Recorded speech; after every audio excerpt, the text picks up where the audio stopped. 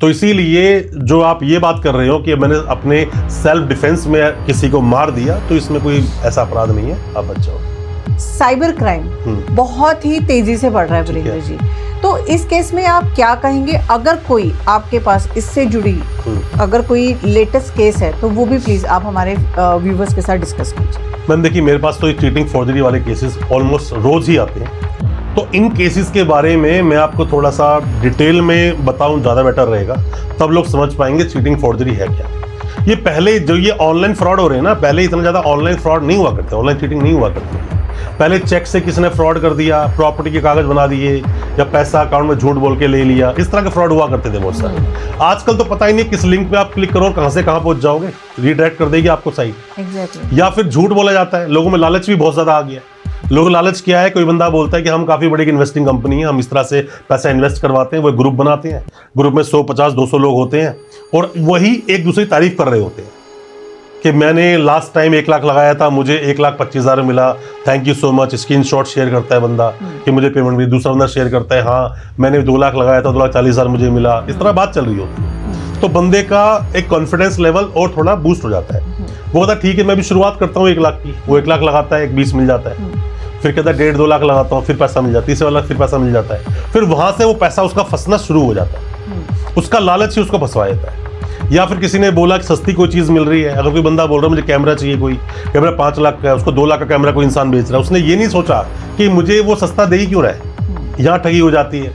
Online batting का इतना सारा आजकल चल रहा है, ऑनलाइन अब तो खैर बंद हो गया, पर ये ऑनलाइन बैटिंग में क्या था कि अकाउंटों में पेमेंट वाया जाती थी, जिसके अकाउंट से होकर गुजरी उसको पुलिस नोटिस सर्व कर दिया करती थी कि आप आओ और इस इन्वेस्टिगेशन का पार्ट बनो, हमको बताओ कि आपके अकाउंट में पैसा क्यों आया।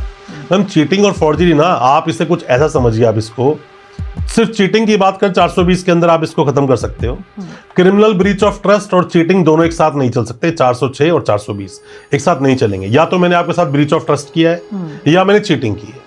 अब आप और मैं बिजनेस कर रहे हैं, मान लीजिए गोल्ड का, पिछले 15-16 सालों से बहुत सारा गोल्ड आप भी देते हो और मैं भी आपको गोल्ड देता हूं, हम पैसे में ट्रांजेक्शन कर, सब कुछ ठीक है। एकदम से 2 साल पहले कुछ गोल्ड मैंने आपको दिया था, लगभग आधा किलो गोल्ड दिया था, उसकी पेमेंट अभी तक आपने मुझे नहीं की, आप मुझे कमिटमेंट कर रहे हो मैं पेमेंट दे रही हूँ, पेमेंट आपने नहीं की, तो ये ब्रीच ऑफ ट्रस्ट हो सकता है, क्रिमिनल ब्रीच ऑफ ट्रस्ट। ये चीटिंग नहीं है, क्योंकि चीटिंग के लिए आपकी intention from the very beginning चाहिए।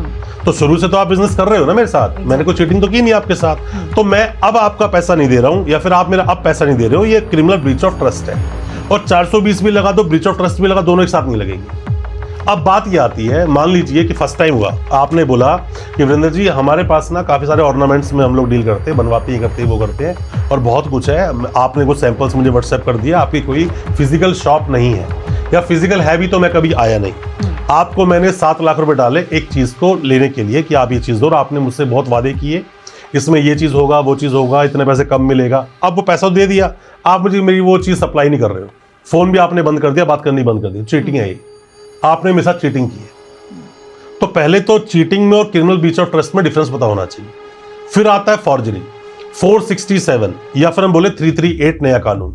फॉर्जरी मतलब किसी भी तरह के डॉक्यूमेंट्स में आपने छेड़छाड़ कर दी, जैसे कि आपने बोला कि मेरा नाम तो कुछ भी, आपने बोला मेरा नाम संध्या है, संध्या आपका नाम नहीं है, आपने किसी के डॉक्यूमेंट को फॉर्ज करके संध्या नाम बनाया, और एक प्रॉपर्टी की संध्या के नाम से एक फ्लैट था, वो आपने मुझे बेच दिया। तो जो डॉक्यूमेंट चेंजेस करे, जो फॉर्ज किया, वो फॉर्जरी में आ गया, लाइफ टाइम इम्प्रिजमेंट हो सकता है इसके अंदर, उम्र कैद तक हो सकती है। और चीटिंग भी की, पैसा आपने ऐंठ लिया। तो चीटिंग और फॉर्जरी को, और आजकल का जो जमाना है, आजकल जमाने में क्या होता है कि मान लीजिए मुझे फॉर्ज करना है या चीटिंग फॉर्जरी करनी है के साथ में, तो आपका जो अकाउंट है मैं रेंट पे ले लूंगा, क्योंकि उसमें जो पैसा आने वाला है ना, गलत पैसा है, वो इलीगल पैसा है। तो आपको पैसा दिया, मैंने आपको बोला भाई ठीक है मैं आपको महीने के 10-20 हज़ार रुपये दे दूंगा, आप मुझे अकाउंट ऑन रेंट दे दो। आपने मुझे अकाउंट दे दिया, चेकबुक भी दे दी, पैन नंबर भी दे दिया आपने मुझे वो पिन भी दे दिया जो मेरे जिससे होगा, ऑनलाइन एक्सेस भी दे दिया। तो जितनी पेमेंट आ रही है सारी गलत पेमेंट आ रही है, पेमेंट आती के जाती के 1 महीने के बाद में सब कुछ शट करके मैं चला गया। तो पुलिस आपको ढूंढेगी, पैसा तो आपके अकाउंट में है ना। और इसी के अंदर अगर देखें आप कॉन्स्पिरेसी का हिस्सा हो, क्योंकि आप भी तो मॉनिटरी कुछ ना कुछ बेनिफिट ले ही रहे थे ना, तो ये चीटिंग है।